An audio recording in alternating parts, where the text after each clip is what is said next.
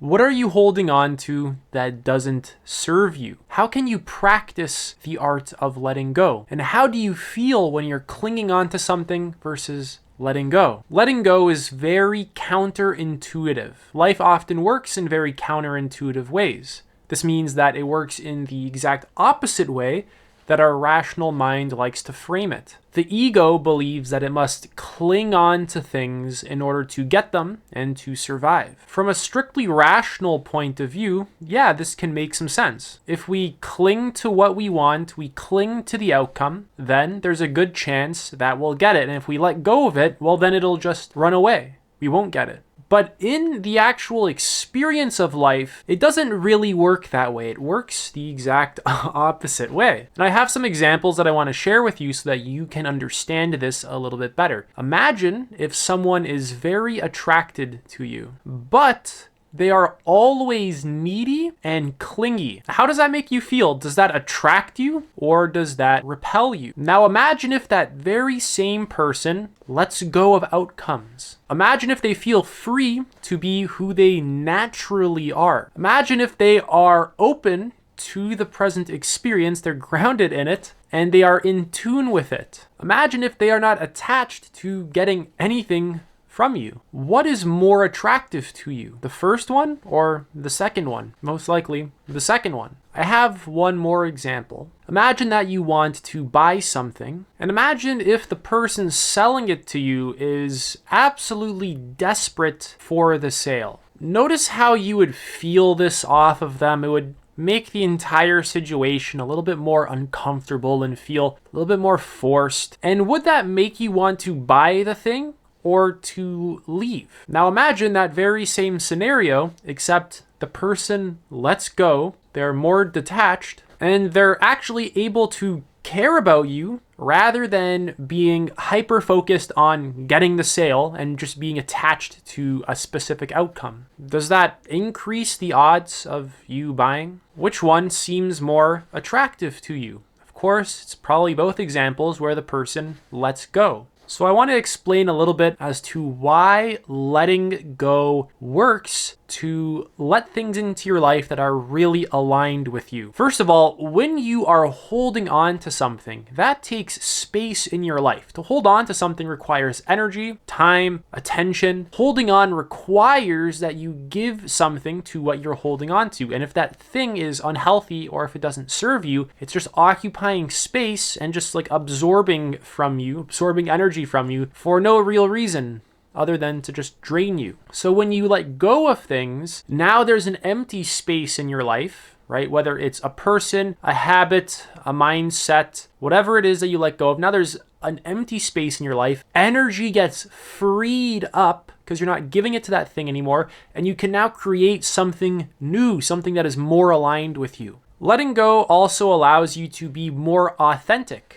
It allows you to be more present, and it allows you to express yourself in genuine ways. This helps you to just attract genuine connections that are in alignment with you. Letting go also makes you more confident. It increases your personal magnetism, and it makes you more charming. Think of like Johnny Depp in Pirates of the Caribbean, maybe like the first one. He's just this very spontaneous pirate, not really planning too far ahead in the future. And I'm not saying to never plan anything, but he's just kind of in a sense of like rhythm with life. And he's very kind of spontaneous. He's clearly let go a lot. And because of that, there's a lot of charm and charisma. Letting go also allows your mind to be more positive in a lot of ways. Letting go is very healthy because, like I said earlier, a lot of the things that we hold on to are draining to us. They're actually harming us. So when we let go, there's a feeling of health. We're often sharper, clearer, and this is attractive once again. So it gives you more energy because you're not giving to things that aren't serving you. Basically, you're now going to have more energy, and your vitality is also attractive. When you let go, there's also a sense of openness. This creates a sort of welcoming aura and kind of just like invites things in because, well, your vibes are so fantastic. Of course, people and stuff are going to want to come to you. Who else would they go to? It also adds clarity to your mind. provides you with the ability to focus on the things that really matter to you, which, once again, is attractive. Letting go makes you more flexible. You're less rigid. You're not very dogmatic. You're not very stuck in your own self. This also makes you just kind of more approachable, makes you kind of more friendly, open, warm, loving. Letting go gives you a sense of freedom, just a pure sense of liberation, which once again is attractive. You're not bound to things, right? I'm not saying to let go of all your responsibilities, but you don't have a trapped and desperate energy to you. You just have a more liberated energy to you. You're more joyful. You're naturally more optimistic. And speaking of joy, letting go increases your joy, which helps you to uplift other people, increasing magnetism. Basically, you're more attractive once again. This is not a manipulation tactic. This is something that you actually have to be. You can't use these little tricks to scam the universe or scam people. These traits, these qualities are something that you have to embody. They have to be wired into your subconscious mind. They have to be who you are at the identity level, or else it will not work. You need to actually let go. You need to actually rewire yourself. This isn't just a strategy that you implement to get a result, some battle strategy. This is about rewiring who you are at the level of being, at the level of who you are being, at the level of identity. So how do you kind of just begin to go about doing this at a surface level? How do you kind of dip your toes in the water with this one? Mindfulness meditation. And even before I talk about that,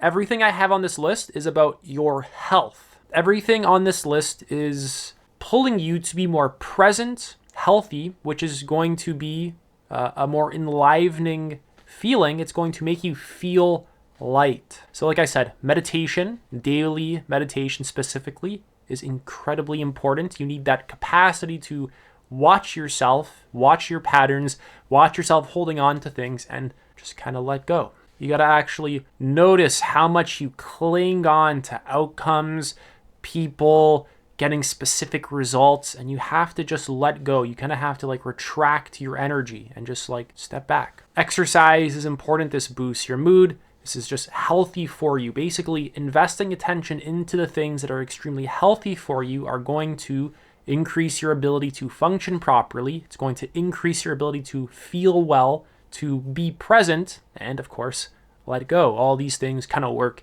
synergistically. Things like nutrition and sleep, make sure that you're actually getting enough sleep. Make sure that you're eating a well-balanced diet. No sugary drinks and a bunch of caffeine and gluten and a bunch of bread and eating an absurd amount of meat. You want things that are going to make your body function properly. When it comes to the food that you're eating, think about what is going to nourish my body? What is going to give me the energy that I need to succeed?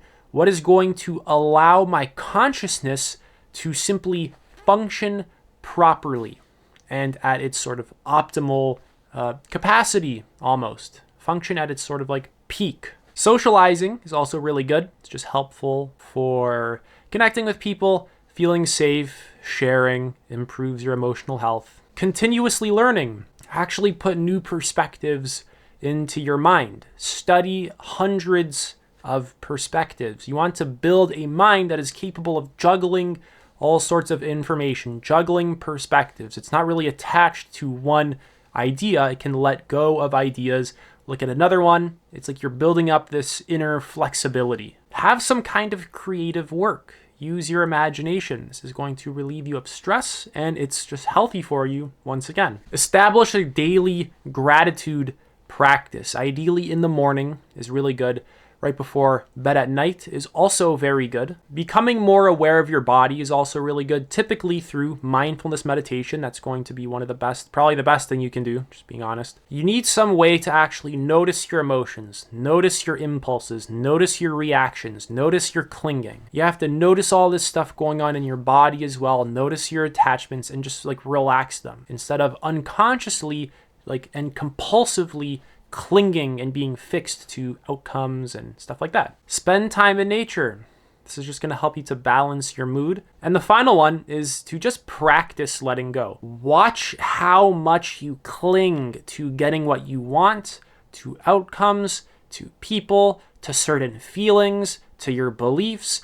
Notice how much you cling on to so many things, and just be aware of it continuously and be honest with yourself about it continuously, and just practice letting go. And over time, this is going to wire it into your mind to be a person who is actually capable of letting go. You're going to actually embody the things that I was talking about. That's it for this video. I offer one-to-one coaching. You can book a free call. Link is in the description. Take it easy.